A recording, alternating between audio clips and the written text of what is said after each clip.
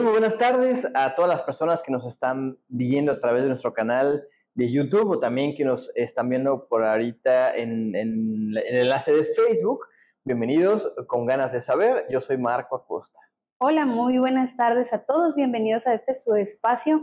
Hoy venimos con ganas de saber sobre todos esos ahora imperios que empezaron con una idea escrita en un papel ya usado, en una ventana, en un garage, que no tenían ni presupuestos, ni oficinas, ni equipo, ni nada, y que el día de hoy son imperios.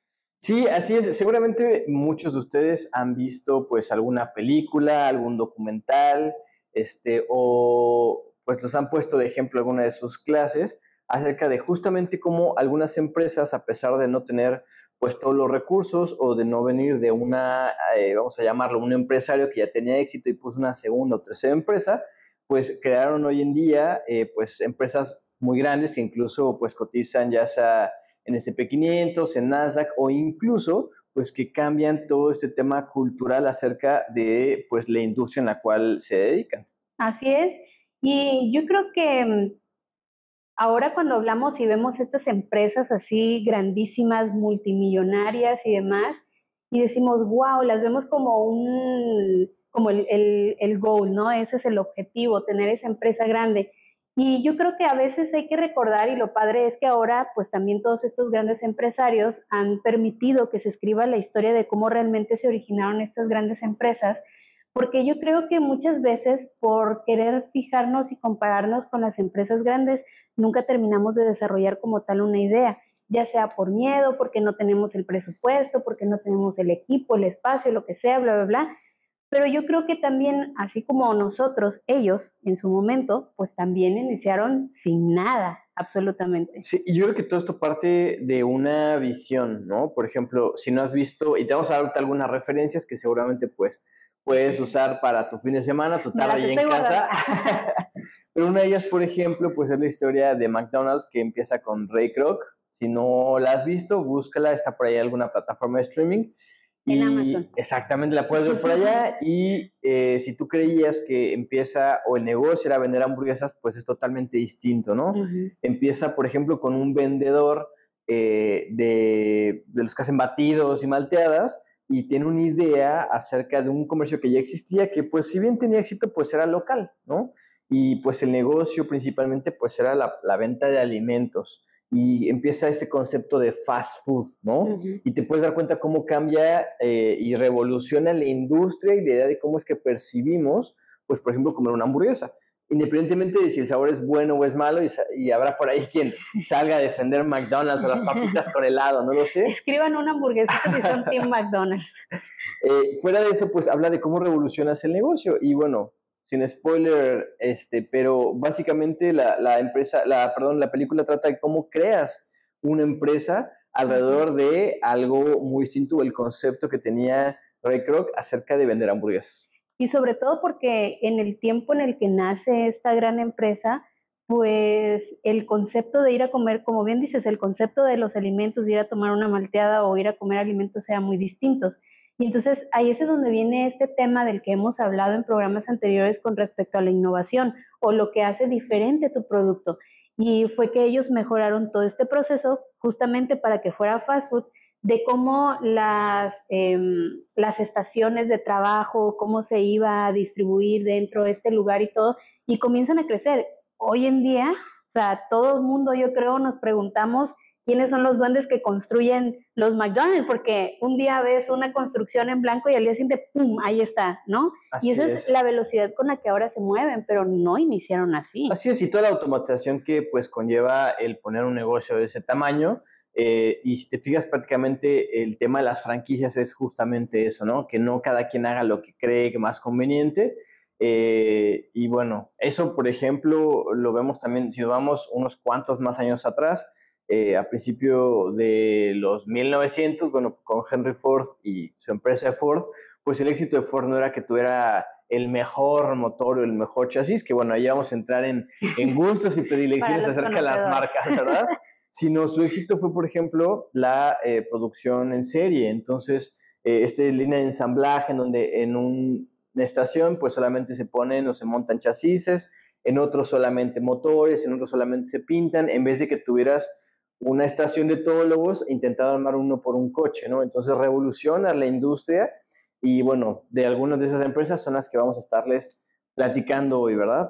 Así es, y sobre todo yo creo que el punto de esto es que sí veamos el ejemplo de estos grandes empresarios, grandes empresarias que ahora tienen pues estos monstruos gigantes alrededor del mundo, pero yo creo que también aparte de ver cómo es que estas personas visualizaron en su momento y estaban de alguna manera avanzadas a lo que en su tiempo, ya sea en tecnología, en servicios, en manufactura, en lo que fuera, estaban muy adelantadas de acuerdo a lo que estaba en esos tiempos, pues yo creo que la esencia principal de lo que vamos a estar hablando hoy es que actualmente hay muchos emprendedores, hay muchas emprendedoras que o dejan morir por el miedo, yo creo tal vez, o porque no hay el capital o porque no hay el personal, como que quedan estancados estos pequeños negocios. O muchas veces tienes esta idea que podría llegar a ser muy buena, pero en realidad nunca llegas a saber si es buena porque te quedas pensando en que no tienes todas las herramientas. Entonces aquí yo creo que lo que hay que tomar apuntes es precisamente en qué es lo que motivó o movió a estos grandes empresarios a que hoy en día tuvieran realmente estas empresas grandes y empezando de cero, empezando en un garage. Claro, y creo que aquí me gustaría hacer una pequeña anotación que para mí es muy importante, es esta idea de que todas las empresas o todos los emprendimientos nuevos, pues va a ser un unicornio, que ya lo hemos platicado en otros episodios, o tener esta falsa idea de que cualquier persona que emprende puede hacer un nuevo Facebook o una nueva empresa pues de este tamaño, no sé, como Spotify o cualquier otra, ¿no? Creo que es esta falsa idea o creencia, digo, seguramente tenemos conocidos amigos que por ahí que llevan un emprendimiento durante años, pero no se han movido el punto, ¿no? Entiendo esta parte de la iteración, de intentarlo, ¿no? Y de seguir consiguiendo, no sé, entre recursos o tratar de moverlo, pero a veces cuando la idea ni siquiera está validada, pero creer o tener esta falsa idea de que va a funcionar, pues también es como una excusa para no ponerte realmente a trabajar, ¿no? Porque, bueno, hay un tema cultural, por ejemplo, muchas de estas nuevas empresas, unicornios, empresas tecnológicas sobre todo, pues nacen en una cultura, por ejemplo, como la de Silicon Valley en California, donde pues la cultura no nada más es de emprendimiento, de crear cosas nuevas, de ser disruptivos, sino también la parte de ayudarlo, ¿no?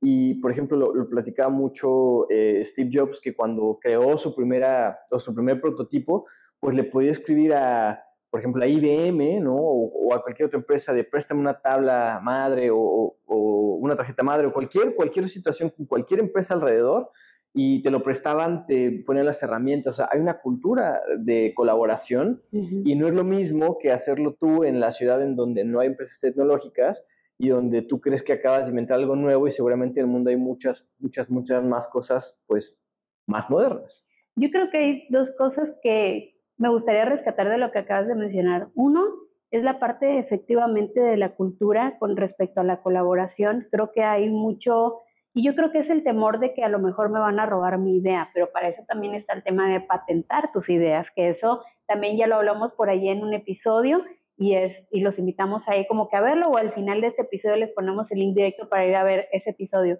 Pero una de esas es esto del tema de no querer compartir más allá de lo que estoy haciendo por quizá el temor de que alguien me va a robar la idea.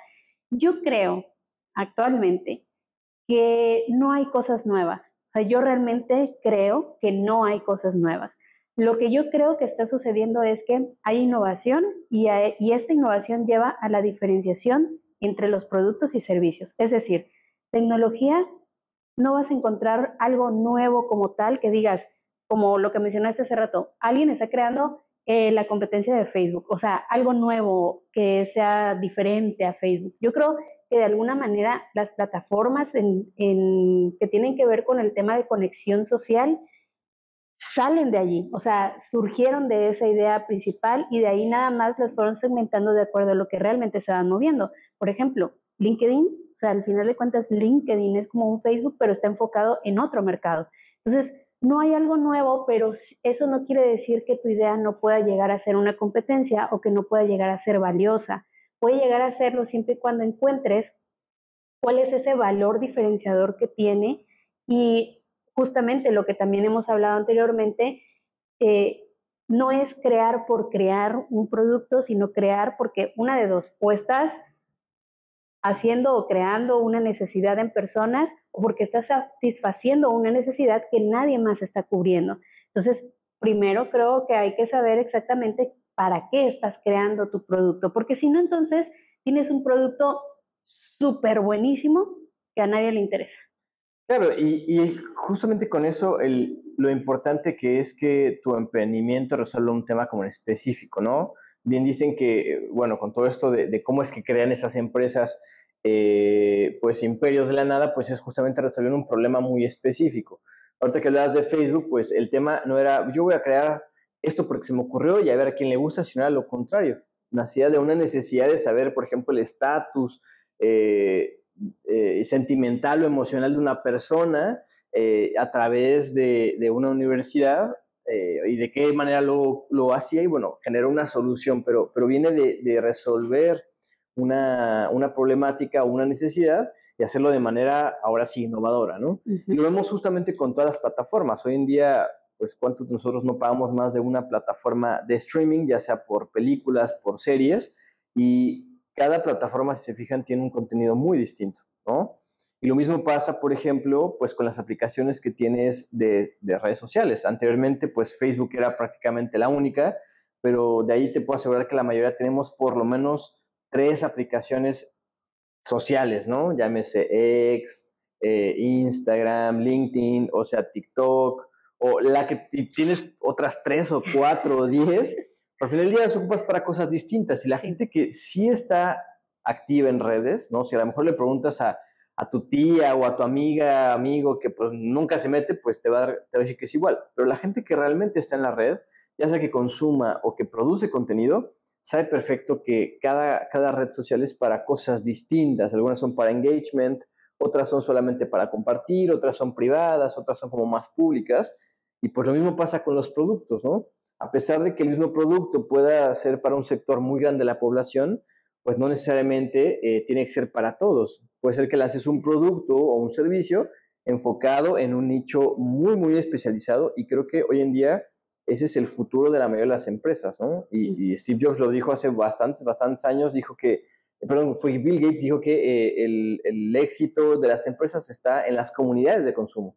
Eso quiere decir que, por ejemplo, tú compras, por ejemplo, los que tenemos iPhone, tú compras iPhone y pues difícilmente te vas a cambiar. Y no hablamos de precio, hablamos de pues una comunidad, ¿no? Entonces, tienes iPhone, entonces computadora, pues tienes una Mac y si te compras un reloj, ¿no? Inteligente, pues compras un iWatch, ¿no? Y audífonos, pues difícilmente no vas a tener unos AirPods. Entonces, es comunidades de consumo. A ese cliente, cada vez que sale la versión más nueva, un software, un nuevo accesorio, pues se casan como con tu marca, ¿no? Y lo mismo pasa, por ejemplo, con tus electrodomésticos en casa, ¿no? Muchos de nosotros somos de comprar solamente una marca de televisiones o solamente una marca de sartenes o etcétera, porque creas comunidades de consumo. Justamente, yo creo que aquí es bien importante destacar algo que conforme hemos ido platicando sobre estos, bueno, hasta ahorita han sido 2 ejemplos, pero se me vienen a la mente ahorita otros ejemplos, es que estas personas, hablando y refiriéndome específicamente, por ejemplo, al creador de McDonald's, bueno, el que llegó a revolucionar más bien McDonald's, la parte de Facebook y el otro que también mencionamos ahorita, que es Apple.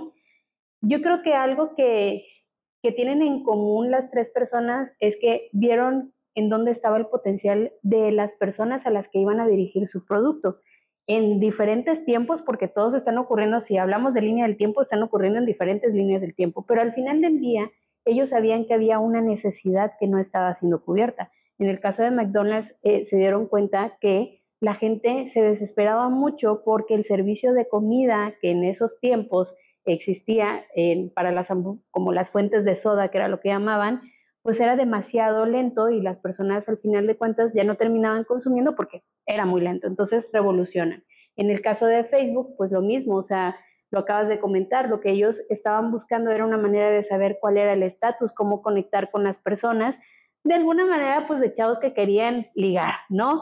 Pero pues estaba la necesidad, ¿no? Y ya luego se convirtió en muchísimas otras cosas más a como actualmente utilizamos Facebook. Y se me vienen también otras a la mente, como por ejemplo Pinterest, que inició como un blog de una persona común y corriente como ustedes y como yo, que tenía un blog y nada más se dedicaba a estar publicando fotos de lo que le gustaba y actualmente es una empresa multimillonaria a nivel mundial que tiene oficinas grandísimas y que de hecho pues también ya cotiza en bolsa y que ahora todo pues, o la mayoría de las personas por lo menos utilizamos en algún momento Pinterest de diferentes maneras, incluso hasta ya monetizas a través de Pinterest de lo grande que es esta compañía actualmente. Entonces, esto que tienen en común es que ellos identificaron cuál era la necesidad que existía y a partir de esa necesidad, entonces trabajar sobre la idea y bajarla. De alguna manera, ver que si no tengo el equipo o que si no tengo los costos, pues, o el dinero, por decir así, para invertir, pues ver de qué manera podíamos resolverlo. En el caso de que tú decías de Apple con Steve Jobs, pues era esta forma de encontrar en la comunidad colaboración de, oye, préstame esto, aquello y lo otro, y sobre todo que Steve Jobs reconoció algo. Él era líder, pero él no desarrollaba. Claro, y bien importante, ¿no? Como lo decíamos ahorita, el ejemplo de muchos años atrás, Henry Ford, pues no era mecánico, no era pintor, él no instalaba suspensiones, o sea, él era muy bueno, pues, formando equipos de trabajo, ¿no? En otros casos, por ejemplo, donde las personas sí eran los que a lo mejor codificaban, en el caso de las empresas tecnológicas o en el caso a lo mejor de los creativos, pues bueno, no necesariamente tienes que ser el ingeniero o el creativo o solamente líder, o sea, dependiendo de tu producto y cómo es que lo lleves. Hay por ahí un documental que está, bueno, a mí me gusta, es como documental desde 4 o 5 partes o puntos de vista, que es el de Spotify, ¿no? Que es esta empresa sueca que te cuentan la historia, por ejemplo, desde la empresa, desde el artista, desde la disquera, y es muy interesante cómo cada una de las partes, pues bueno, tiene una historia diferente que contar. Y la que a mí, de las que más me llama la atención es justamente esta parte de nosotros como usuarios, ¿no? Ujú. Que en ocasiones, pues las otras dos partes, pues solamente ven lo que les conviene, en este caso al artista, lo que le conviene en este caso a la disquera, pero nosotros como artistas, pues, pero como consumidores también es, a lo mejor no sabíamos que teníamos una necesidad o que podríamos hacerlo de mejor manera y cambiarte, ¿no? Cambiar a una posible solución. Mucha gente pues no usaba Spotify porque justamente puede ser, lo voy a perder, la cuenta no me va a durar, o me voy a meter en un problema con a lo mejor con las compañías, o va a desaparecer mi artista, y muchas cosas alrededor de, y también es, si no reeducar al consumidor, Ujú. también entender pues las preocupaciones del consumidor a algo que incluso pues ya podrían estar consumiendo. Es cierto. Yo ahorita me estaba acordando y estaba haciendo la relación porque justamente, digo, ahorita mi algoritmo me está dando muchos mensajes de que sí debo de lanzarme por la idea que estoy planteando, pero justamente en mi algoritmo, como me han aparecido muchas cosas de lo que yo también he estado haciendo, pues research, ¿no? Ya sabemos cómo funciona el algoritmo. Em, Me he dado cuenta que también hay muchos negocios que están surgiendo actualmente y que realmente no tienen ni el personal y que tampoco tienen el dinero y que tampoco tienen el espacio como digamos de oficina o de puesto en donde puedan operar y que comienzan a ver muchos estos negocios ambulantes o negocios sobre pedidos y que yo creo que al final del día así iniciaron muchísimos negocios también. Digo, Crumble Cookies, que no es de aquí de México, no está en México, está en Estados Unidos, inició también así. Ellos hacían sobre pedidos las galletas y entonces pues te encontrabas en un punto tipo Facebook Market y pues ahí te daban tus galletas, tú te ibas y demás. Que sí es un tema de mucha confianza con tu consumidor y tú como vendedor, pero muchas de esas empiezan así. Yo tengo un familiar que igual dijo, oye, yo trabajé durante muchos años en una empresa que se dedica a la venta de cafés y se aprendí a hacer café y demás, y es algo que me gusta y pues quiero vender ahora cafés, pero no tengo ni el recurso, no tengo ni el espacio ni nada, y entonces lo que hace es que pues en su universidad levanta sus pedidos y al día siguiente viene y comienza, ¿no?, a entregar todo lo que generó de pedidos del día anterior y lleva todavía de reserva por si en el momento, no sé qué, bla, bla. Y una vez platicando con él, le dije, oye, ¿y cuánto empezaste vendiendo y cuánto vendes ahora? Me dice, no, pues al principio sí vendía nada más como 12, 20 vasos de café y actualmente ya vendo entre 150. En un domingo, si me voy a un bazar, llego a vender hasta 450 vasos de café. Entonces, digo, no vamos a hablar de números como tal aquí, pero la diferencia sí es abismal. Y entonces me dice, la verdad es que yo creí que no iba a jalar porque no tengo como tal un stand que digas qué bonito, que está todo esto, que aquello y lo otro, pero yo creo que cuando encuentras a tu mercado y cuando encuentras, digo, cafés, creo que actualmente todo el mundo vende café. ¿Cuál es tu diferenciador o qué es lo que te hace a ti el que generes una identidad con los posibles clientes que puedas llegar a tener y que se vuelvan fieles a tu café, habiendo tantas cafeterías alrededor? Entonces, creo que eso es algo bien importante también, que yo veo que actualmente hay muchos que sí se están lanzando y decir, bueno, no tengo el dinero ni tampoco el espacio, pero creo que tengo una idea muy buena que puede funcionar, que tengo un mercado cautivo y que realmente pueden serle fiel a mi marca e iniciar desde ahí. Actualmente él ya está pensando en una inversión de un carrito móvil para llevar su café más fácil a los bazares a los que va y el servicio también. Entonces, digo, si Starbucks empezó así también, pues ¿por qué no podemos empezar nosotros así también? Claro, y eso me lleva a la conclusión de qué es lo que creo que en lo particular estas empresas hicieron diferente, es el tema de la administración.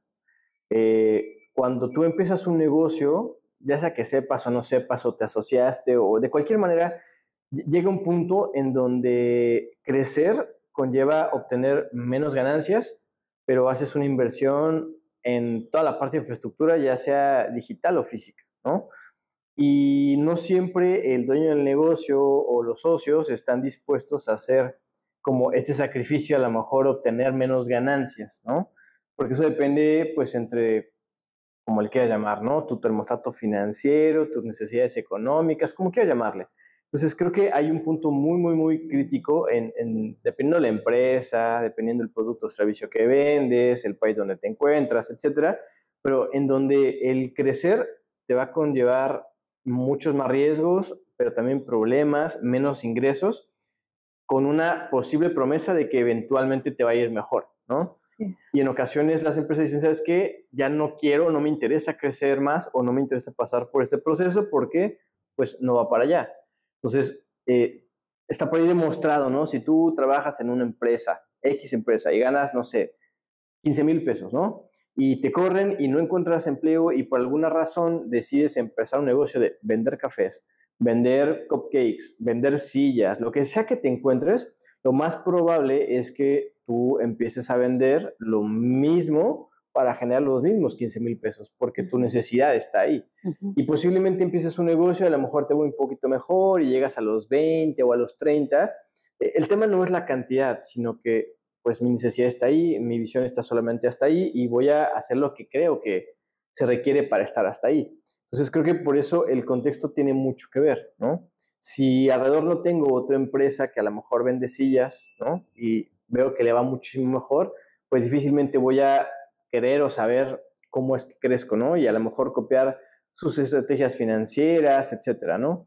O si igual, de igual manera, la ciudad o el país en donde estoy no hay empresas muy grandes, pues tampoco tengo con quién compararme. Entonces, pues soy muy bueno y entonces recibo el reconocimiento de donde estoy alrededor, ¿no? Ujú. Y es por eso que hay principalmente países, pues yo diría que más bien sería más bien Estados Unidos, porque hay otras 3 o 10 empresas y hay mucho esta comunicación y hay muchísima exposición de marca, entonces no te quieres quedar atrás, ¿no? Y entonces eso conlleva también a todo este storytelling, ¿no? De yo no tenía ni dónde dormir y muchas cosas que a veces creo que exagera esta parte de cualquiera le va a pegar, cualquiera le va a ir muy bien y se centra al final del día creo que en esta parte de la visión, de realmente si yo quiero o estoy dispuesto a pagar el precio por tener esta empresa, pero también entender que no es para todos y que muchas veces sí es un tema de suerte. Puedes copiar la fórmula de otra empresa, puedes copiar los pasos, el producto.